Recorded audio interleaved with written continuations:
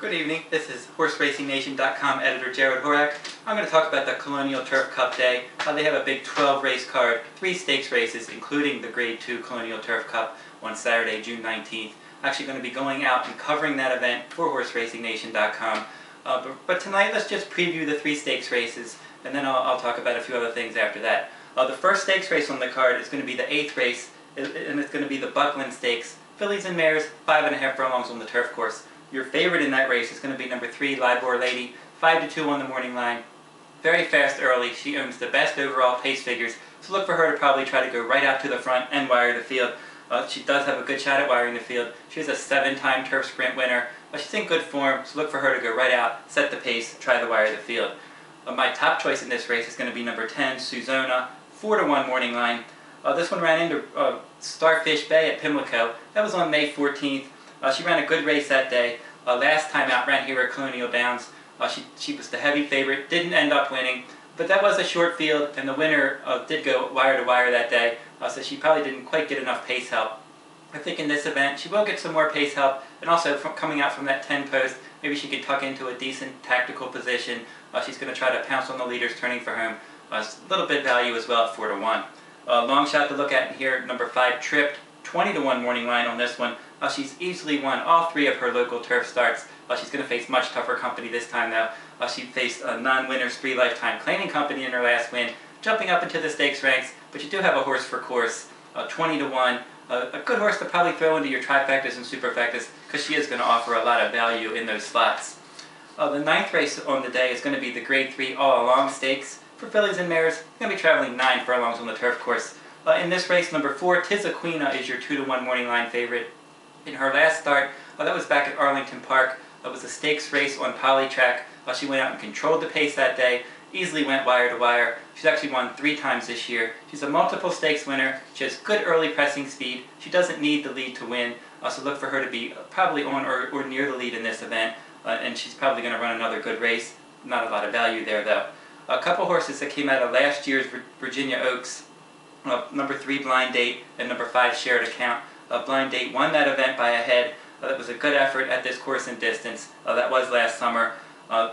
Actually, she's run twice this year. 6 furlongs on the dirt was her comeback. She rallied from off the pace to finish 4th. We know that was just basically a prep for her to move back to the turf, and she did just that last time. She moved back to the turf in the Grade 3 Gallarat. That was on the Preakness undercard.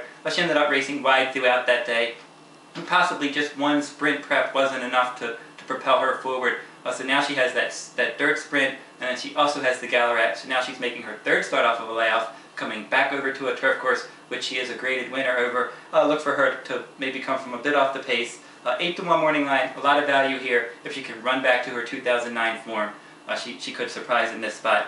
Number 5 Shared Account, as I mentioned, finished 2nd in the Virginia Oaks. Just missed by a head in that race last year. She came back in the Gallarat. That was her return off of a layoff. Ended up finishing a close 4th that day, so now she's going to go 2nd off the layoff. She usually runs a race on the turf, has good tactical speed. She'll set a good trip.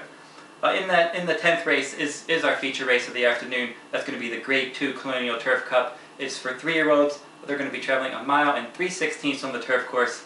The horse to beat in here, number 1, Patio Prado, 9-5 on the morning line. You might remember this horse from the Triple Crown Series. Actually finished 3rd in the Kentucky Derby, 6th in the Preakness. And we went out to cover the Preakness for Horse Racing Nation. We got some good pictures of Patio Prado on the backstretch. I actually didn't really like his chances in the Preakness. I did like him in the Derby as a long shot to hit the board. He did just that. He was able to finish 3rd in the Derby. He regressed in the Preakness. Now moving back over to the turf course. If you look at his record, he did break his maiden in a graded stakes race on the turf at Gulfstream Park. He has good running style versatility on this horse. So Kent Desormeaux is going to have a lot of options from the inside post. He can be aggressive if nobody wants the early lead. He can just save ground, stalking the pace, and come from a bit off the pace. Most likely scenario, probably going to set a tactical type trip, saving all the ground. He's going to try to take the lead, turning for home, and hold off the late runners. Your second choice in here is going to be number 5, Doubles Partner. 5-2 on the morning line. This horse is 3 for 3 on the turf. He likes to come from off the pace. You have Garrett Gomez, Todd Pletcher, good jockey trainer team. Not a lot of value here. He's going to be vying for favoritism with Patio Prado. Actually, my top choice in here is going to be number 3, Kindergarten Kid. 5-1 on the morning line. That was a big effort last time against Optional Claiming Company at Belmont Park. That race went slow early, fast late, not a lot of pace at all on. This horse turned on the afterburners in the stretch. He actually had opened up a couple length lead, and he was able to hold on by a half length. That was a good effort considering there wasn't much pace. So now today he's going to run 9.5 furlongs, gets a little bit more distance. He did break his maiden in a marathon, so he can run a long way. This horse cost $500,000 at the Keeneland sales. He has a bullet work for this. Barkley tagged the trainer. Looks like this horse is going to be a future star on the turf. This could be his coming out party. If we get anywhere near 5-1, that's going to be excellent value on this one.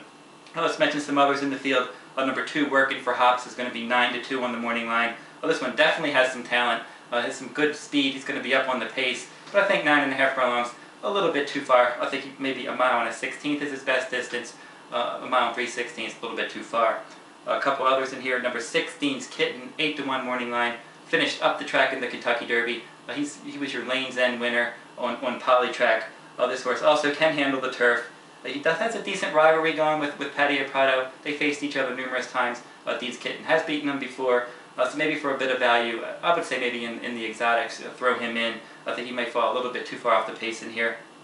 Number 7, Two Notch Road, another horse that's going to be up on the pace. He's 10-1 morning line. He's 3 for 3 over the Monmouth turf course. Hasn't really fired anywhere else. And I actually liked him in his last couple starts at Monmouth. But I don't really like him in this spot. I think he really likes that turf course. I think he's probably going to be a pace factor. He'll fade in this race, go back to Monmouth Park and offer a little bit more value, hopefully. That's going to be the time to jump on that one. So that'll wrap up my look at the 3 stakes races at Colonial Downs. As I said, they're having a 12-race card on Saturday. And if you want free analysis, you can go over to pick6blog.com. I'm going to put the full card analysis right on that site. You'll be able to see all the action there.